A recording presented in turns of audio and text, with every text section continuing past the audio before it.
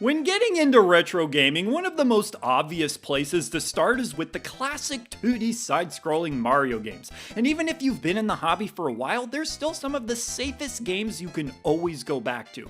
Sure, you won't get credit for originality, but you will get credit from your soul for giving it what it wants. For many, Mario is just platforming bliss in its purest form. He popularized the genre in a big way, and it's hard for me to think of retro gaming without him. Setting the foundation on the NES was Super Mario Bros. 1 and Super Mario Bros. 3. And while people like to point out that the US version of Super Mario Bros. 2 is a reskinned version of a different game, which it was still a well-made game and contributed to the popularity of Mario as a character.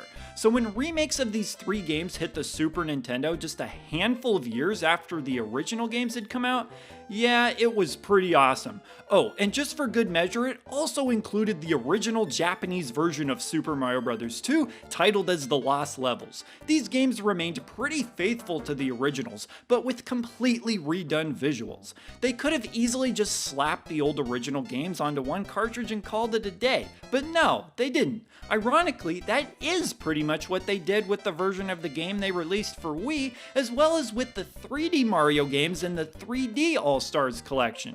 Sure, it doesn't make the original great games any less great, but they already existed, and slapping them together on a compilation doesn't really give us anything different. This is frustrating for fans, not only because they'd like to see improvements made for a new release, but also because it's not living up to the title of All-Stars, a marketing term that carries a lot of weight with Mario fans because of how awesome the original Super Mario All-Stars is. Great games deserve to be treated with respect, and that's exactly why the Mario All-Stars game that Super Nintendo fans got was so well received. Now, I should mention that there's still people who prefer the original 8-bit versions of these games, but having the 16-bit versions of the games doesn't suddenly erase those from existence. We'll always have the option to play those 8-bit versions if we want. Super Mario All-Stars just gives us another choice, but what a choice it is. If you're somebody who prefers 16-bit visuals, like myself, these games are downright gorgeous. The Super Nintendo hardware was utilized in a way that really gave these games a fresh coat of paint that still looks great all these years later. Numerous small details were added, new elements were put into the backgrounds that weren't possible before, and the color palette took advantage of the Super Nintendo hardware, making the games look like a 2D pixel art watercolor come to life.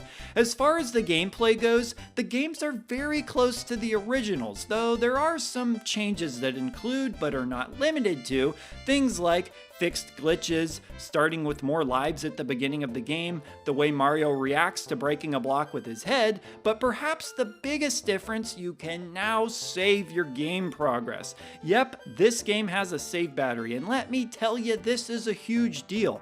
Gone are the days of leaving your NES on for hours at a time. Remember, the original NES games not only didn't have a save battery, they didn't even have a password function either. I think the save function being added to Mario 3 is the biggest help. That game is really long to try to go through all in one sitting. Sure, you can always use the warp whistle to skip ahead, but what if you want to actually, play the game and experience all the levels the game has to offer? Having a save function in the All-Stars version is an obvious addition to include, but very appreciated nonetheless. Alright, so the four games themselves, what have we got here? Well, the original Super Mario Bros., as iconic of a video game as there could ever be. However, one thing that often catches people off guard about the original Super Mario Bros. If they haven't played it for a long time is the physics. They can take some getting used to, and especially if you're more accustomed to the way later 2D Mario games play and feel. The best way that I can describe it is that the physics feel a little more momentum based. It feels like it takes a little bit longer to both stop Mario and get him moving, and in a platforming game that's all about precision and timing, you betcha that's gonna make a notable difference. The other thing I would say about the original Super Mario Bros. Is that because the look of the NES version of the game is so iconic, it kind of feels weird to play it any other way, even though the All-Stars version does look nice. Just something to consider, and remember that you do get 5 extra lives to start out instead of 3, as well as that save functionality. And if you get a game over, you can start from your last save instead of going all the way back to the beginning of the game. game, so it's definitely easier if you play the All-Stars version. Alright, now what about the Japan version of Super Mario Bros. 2, or the Lost Levels if that's what you prefer to call it? Well, it definitely lives up to its reputation of being a difficult game. It depends how you look at it and what you want to get out of it. At its worst, it can feel like a fan hack of the original Super Mario Bros., and at its best, it can feel like a more engaging challenge for those who can smoke through the first game no problem. Something I do find funny though is that part of the reason this game wasn't initially released in the US is because it was deemed to be too difficult. I mean, where was that kind of mercy to be found when we got hammered by the numerous other super difficult NES games? Nowhere, that's where. Shuffling along, we make our way to Super Mario Bros. 2, the US version. I always felt the art style of this game translated really well to its All-Stars iteration. Is that just me? What you'll find here is a game that feels different from other Mario games. After all, it's a reskinned version of the game Doki Doki Panic. But with that said, it's not like Doki Doki Panic is just some completely random game they chose. It's still a 2D platformer. It actually started as a Mario-style tech demo, and Shigeru Miyamoto worked on the game quite a bit. And you know what the rule is about Shigeru Miyamoto working on a game, right? If Shigeru worked on it, then there's a good chance it's good.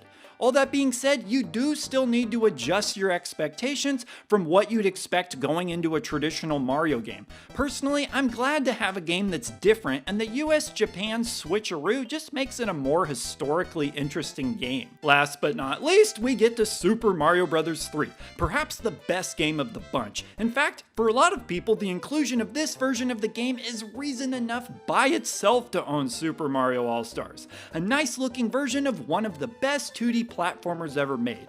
The list of reasons why people prefer this game over the original Super Mario Bros. Is endless. All the different suits, more enemies, the overworld, more varied stage design, controlling Mario felt tighter, the reasons go on and on. The argument can still be made to this day that this is the best 2D platformer ever. And you know what? While there may be some platformers that I personally prefer more, I don't think there's any objective argument that I would feel comfortable making for why this isn't the best 2D platformer. This is a game I like to play through every few years, and when I do, it's usually all the way through because I get hooked. Oh, and another thing I like about this All-Stars version of the game is the right side of the screen doesn't flicker like it does in the original.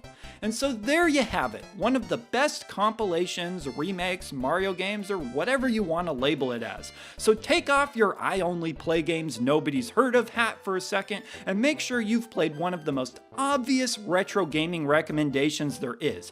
It's well worth it and deserves every bit of its praise.